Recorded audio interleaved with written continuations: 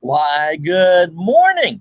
It's the 27th of April. It's 6 minutes after 12, and the Nationals, with a big 11-4 win, have won 8 out of 9 so far on this road trip. The offense just continues to pound away.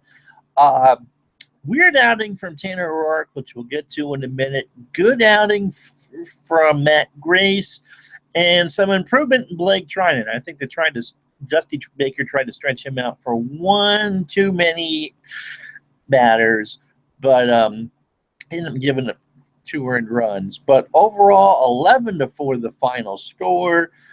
Trey Turner almost hits for the cycle again. He was a triple short after he struck out the first time, got a homer, double, and a single. A homer from Zimmerman. Harper with a 4-for-4 night. This team is just rolling, absolutely rolling right along in the offense. And so, hey, you can overlook a lot. This was supposed to be a tight series.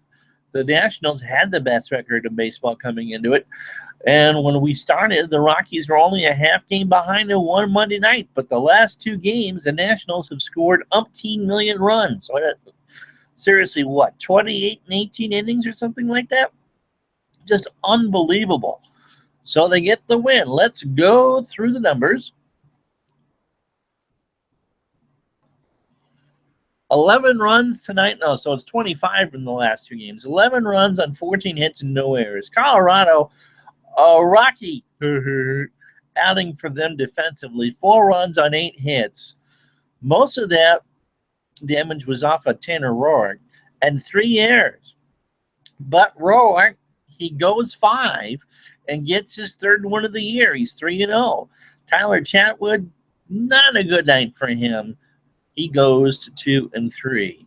So let's go through the pitching lines. Roark, as we said, goes to 3-0. 5 innings, 5 hits, 2 runs, all earned. He walked 4. He walked 3 in his last start and walked 4 tonight. And at times looked really not confident in his stuff. He struck out 4 and let's just give his ERA as 3.64. There were times where Colorado batters drew 9, 10, 11 pitch at bats off him, and he threw 41 pitches in the 5th inning. And so just not what you want to see. But he threw 62 strikes out of those 104 pitches. So don't know if it's something mechanical, something they can find in the video or whatever, but he got the job done. It wasn't pretty. You never want to give up 9 base runners in 5 innings. Ali Perez was with his 3rd hold of the year. 1 hit, 1 strikeout in his 1 inning, trying an inning and 2/3. 1 hit, 2 runs, both earned, a walk and a strikeout. And he continues to pitch like this with runners on base. I can't even do it that long. It's ridiculous. It's just a lack of confidence. His ERA, by the way, with those 2 earned runs, goes up to 10. Matt Grace, who was called up today because Coda Glover went on the disabled list, an inning and a 1/3 and 1 hit. Chatwood gets the loss for Colorado. 5 innings, 8 hits, 5 runs, all earned. He walked 3, struck out 4, and 2 kabooms. It took 3 hours and 23 minutes to play this in front of, well, they sold 22,461 tickets. There weren't 22,000 people there. Offense, you would think that they stranded 7 tonight. Harper with his 8th double of the year. Turner with his 5th.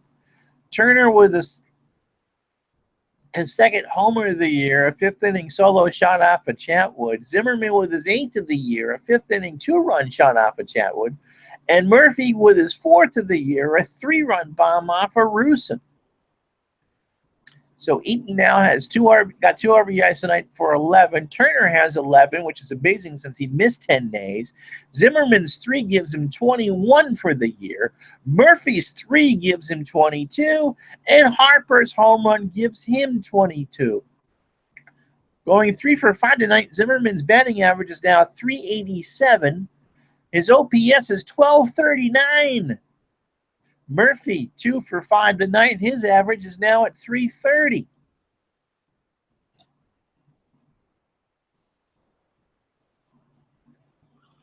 Harper's 4 for 4. Puts him at 432 with an OPS of 1372. Trey Turner, his 3 for 5 night now has him hitting 326. Remember, he was barely hitting 200 when he came back, and his OPS is 969. Can you say locked in? Absolutely you can. So the Nats are now 15-6. Most of everything is a final. The division is a final tonight. Phillies beat the Marlins 7-4, and the Braves beat the Mets in New York 8-2. The Mets have lost 9 of 10. So with that, the Nats, I believe, go 4.5 over the Phillies. Baltimore won in extra innings. I'm trying to find the score here. Oh yes, 5-4 over Tampa in 11. That's probably the only scores that you really care about. Cool moment tonight in Pittsburgh. The first African player ever to play Major League Baseball reached on a hit tonight. I don't remember his name, but a very cool moment for him from a South African native and made Major League Baseball. So, no, you don't have any questions for me so far. This is Harper's fourth hit game of the year. It's April 26th, and he's already had 3 4-hit games this year. He's just absolutely on fire right now. The whole offense is. They could do no worse on this road trip than 8-2. They play tomorrow afternoon at 3 o'clock, 3:10 first pitch. They just are playing so well right now. Even when the bullpen doesn't do exactly that. I mean, yesterday they held on, but they scored 14. It's hard to lose games when you score 14 runs. They tried. So let's go through this again. 11-4 win tonight. Coda Glover is on the disabled list because he re-injured his hip on a pitch last night. And that's why Matt Grace was pitching in the game tonight. Glover does not expect it, does not think it's serious, and because it is a 10-day DL, he expects to be back beforehand. Trey Turner almost hits for the cycle again. He just missed a triple, or just missed the chance to get a triple. No one has ever done back-to-back cycles before. And just continuous offense from Murphy, Zimmerman, and Harper, who now have 65 RBI combined. 65 in 21 games. Unreal. Let's take a look at the minor league scores. AAA Syracuse lost to Durham tonight, 5-2. Yarborough with a win. Voth, not a good effort. 1-2 now on the year, the 6.35 ERA. Matt Skoll with a home run, though, is 4th of the year.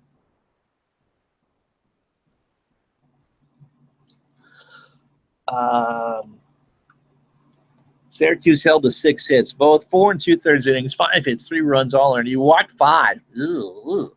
And struck out 1. ERA is at 6.35. Austin Adams and Trevor Gott gave up runs as well in relief.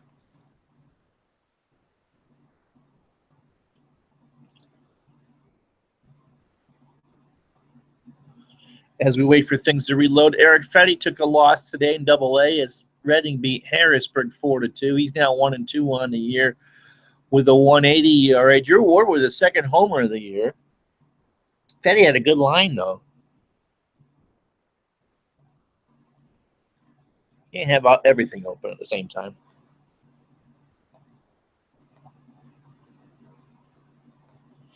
Seven innings, 4 hits, 4 runs, two walks, 5 strikeouts, and he allowed 2 homers. So, kind of an okay line. Wander Suero and R.C. Orlon, who we saw in spring training, both threw clean innings today. They took 2 hours and 4 minutes to play a 9-inning game. My goodness. Potomac, first game of a doubleheader, beat Frederick 11-3. Silvestri with a win.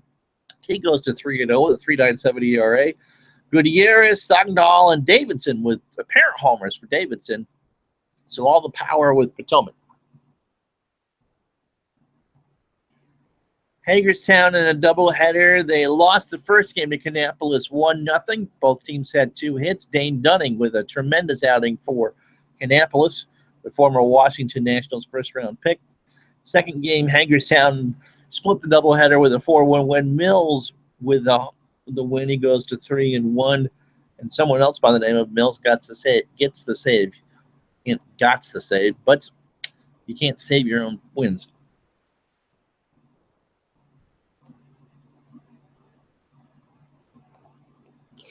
Dunning, by the way, 6 innings for Kannapolis, 2 hits, 1 walk, and 7 strikeouts. His ERA is now 0.35. But, we still have Adam Eaton, and that's all right.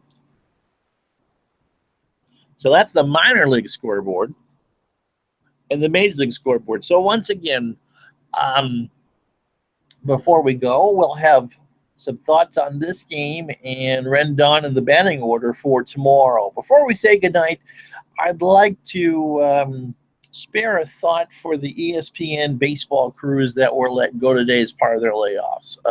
Jason Stark, who did yeoman's work for years and years and years. A number of their beat writers, including Doug Padilla, who covered the Dodgers for a long time, was let go. And tonight, during Baseball Tonight, they announced that Doug Glanville, Dallas Braden, and Raul Ibanez are being let go, and Carl Ravitch's role is being reduced. Always tough to see.